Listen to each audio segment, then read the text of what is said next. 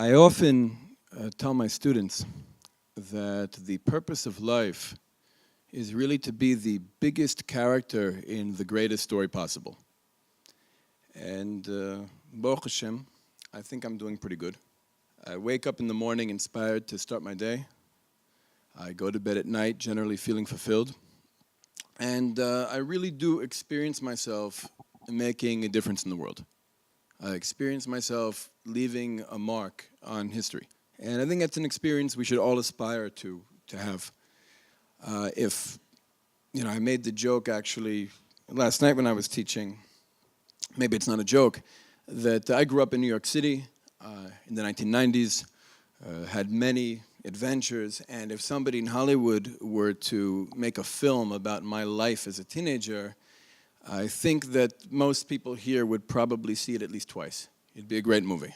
But that being said, I think my movie now, my life now, would be a better movie. And that's partially because my movie now is not just about me, it's not just my story, but it's really the story of my people. It's the story of the children of Israel. It's a story of an ancient people that was broken by the Roman Empire and scattered throughout the world, yet somehow managed to reunite in the homeland we were displaced from nearly 2,000 years later and come back to life. And we're unique in history. And we managed to come home through this very narrow, a particularist national movement called Zionism. Zionism is a very divisive word today. And for the purposes of this presentation, I really want to just define Zionism as self-defined Zionists generally understand the word, which is Jewish liberation. I would say that Zionism is the narrow, particularist Jewish national movement that successfully brought our people back to the homeland we were displaced from. It revived a dead language, which I don't think anyone else has succeeded in doing, to my knowledge, in human history. Two already incredible features of the Zionist revolution that set it apart from every other revolutionary movement in history. Even though other peoples and other revolutionary movements had successfully liberated their countries from British occupation, I think within the context of what the Jewish people was in the 1940s and what the British Empire was in the 1940s, I would argue that our victory over England was remarkable. And according to British documents, official British documents, they left our country due to Jewish terrorism, essentially. So we had a victory over England, which I still think is remarkable, despite the fact that other revolutionary movements have also freed their countries from foreign rule and even British rule. But then in 1967, we unified Jerusalem. We convinced ourselves on some level that Jewish history had attained its happy ending, and our revolution, for the most part, stopped. I think for all intents and purposes, we are all living in a post-Zionist reality right now. And I think we've been living in a post-Zionist reality for half a century. And the problem is that we haven't acknowledged this.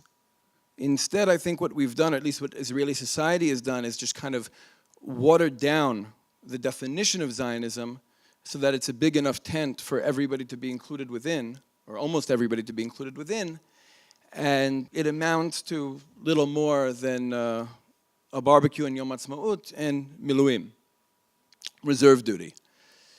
And the next generation needs a new ideological framework. The Jewish people needs a new ideological framework. We need to create the new ism that will take Jewish history to the next stage, that will advance our revolution forward. And I don't believe that Zionism, certainly not most ideological streams of Zionism, possess the tools to address the crises of this generation, or the needs of Israeli society, or the broader Jewish world, or our aspirations for humanity. And we need to transcend this narrow, particularist Jewish nationalism and really unpack that which we've been afraid to unpack thus far. To really discover a uniquely Hebrew universalism that shares a vision for the world that can actually compete with the other visions for mankind we're hearing coming from other cultures and other civilizations. And without this, I'm not sure we'll be able to move forward. So I really believe it's the task of the next generation, and this is probably my primary focus as an educator, to formulate the next ideology of Jewish liberation. I believe that this is a work in progress, that activists and students and thinkers need to really focus on. There will be friction, there will be disagreement, but we will come to an ideological framework that can take our people forward. I believe we have to analyze what's left for our revolution to accomplish. What are the Jewish national aspirations that have not yet been achieved? What are the obstacles standing in the way of us achieving those goals? And how can we be the historical characters that smash those obstacles? Now, I personally have arrived at some conclusions. I don't believe that other people have to adopt my conclusions. I want people to go through the process and come to their own conclusions, and I certainly don't mind if they come to the same conclusions as me, but I'm really only sharing my own conclusions in order to provide examples of what I'm talking about. I have so far identified the goals of this generation as being three very specific, intersected Jewish national goals. Number one, the decolonization of Jewish identity. Number two, freedom from the United States. To be an independent country, not to take American money, not to take American weapons, and certainly not to take American orders. Not to be an outpost of Western civilization in the Middle East. And this takes us to the third goal, to be an organic part of the region, to have peace with the Palestinians and with the broader Middle East. I've dedicated a lot of my work to the achievement of these three goals. And when we talk about peace, because I think peace is the specific goal I'd like to focus on right now, I see three major obstacles to us achieving peace with the Palestinians. Number one, discussion about a two-state solution. All talk about a two-state solution prevents conversations about solutions that could actually work. It's a waste of time, it's a waste of money, and it's actually a waste of human lives. Because as long as we continue to discuss a two-state solution on a diplomatic level, on a policy level, we are preventing real solutions from being explored. The second obstacle I see preventing us from being able to improve the relationship between our people and the Palestinians here is that both sides feel threatened by the story of the other. We're afraid to legitimize the story of the other because we fear that if their story is true, our story is somehow less true.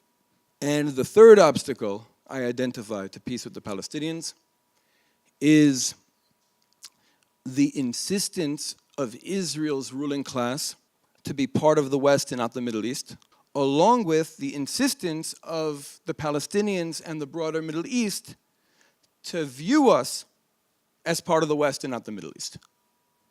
This is a barrier to us being able to achieve peace here. Part of what I do and what I've created is a movement that's viewed as an alternative peace movement. And people often ask, why are we considered alternative? What is alternative about what we do?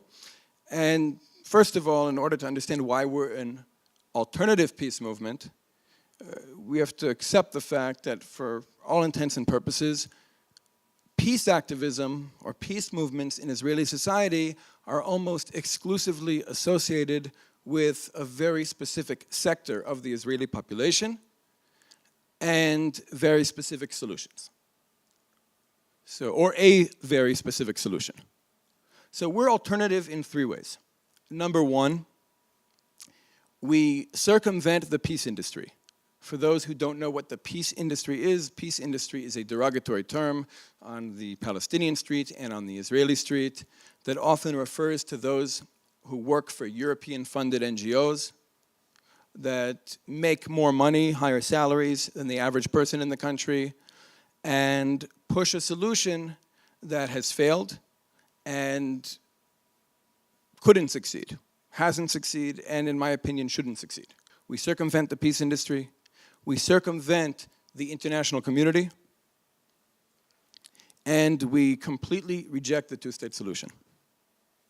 That's number one. Number two, we don't believe that peace between Israelis and Palestinians can be achieved through bringing the westernized diplomats from both sides together to sign an American piece of paper. The quote-unquote moderates from Tel Aviv and from Ramallah can get together. They can sign all the American pieces of paper they like, but it will not achieve peace between us and the Palestinians, certainly not between people like me and my Palestinian counterparts. Those who need to be empowered as representatives of our respective peoples need to be the quote-unquote extremists. Those who are living the aspirations of their people. Those who are willing to fight, to kill, and to die for that which they believe to be important to their people. Because if they can make peace, the rest of us fall in line behind. The rest of us are able to accept and trust that peace. And number three, we're alternative because we don't believe that peace in the Middle East can be achieved by forcing each side to compromise on something that's deeply important. The only way that we could achieve peace is through creating the conditions for both peoples to experience victory in the respective stories we're living in. And for us to be able to achieve that, we need to very carefully analyze and explore the core grievances and aspirations of both peoples. You know, I'm a student of Rav Kook, and Rav Kook teaches in Ma'amar Dat Elokim that we very much live in our perceptions of reality. Each of us is really the main character of our own movie. We're the protagonist of our own movie. And even right now, we're all having very different experiences. This experience we're all sharing because we're objectively all together in the same room. We're playing cameo appearances in each other's movies. And for the last 100 years, the Israelis and Palestinians have been living in two completely different movies. And we've been experiencing two completely different conflicts. And as a result of the fact that we're experiencing two completely different conflicts, and we both feel threatened by the narrative of the other, by the story of the other, we end up fighting our fantasies of the other. We end up superimposing identities and ideologies and motivations on the other that are very out of line with how the other experiences himself. We're both doing it. And just to give you an example of how counterproductive this is, you know, the Hamas strategy against Israel, for the most part, is based on the assumption that we are all European colonialists here. That Israelis, Zionists, are a bunch of Europeans who happen to share a religion, constructed an artificial national identity out of that religion, and used it to colonize Palestine. That is their accusation. And therefore, they employ anti-colonial tactics against us, as if we're the French in Algeria or the Americans in Afghanistan.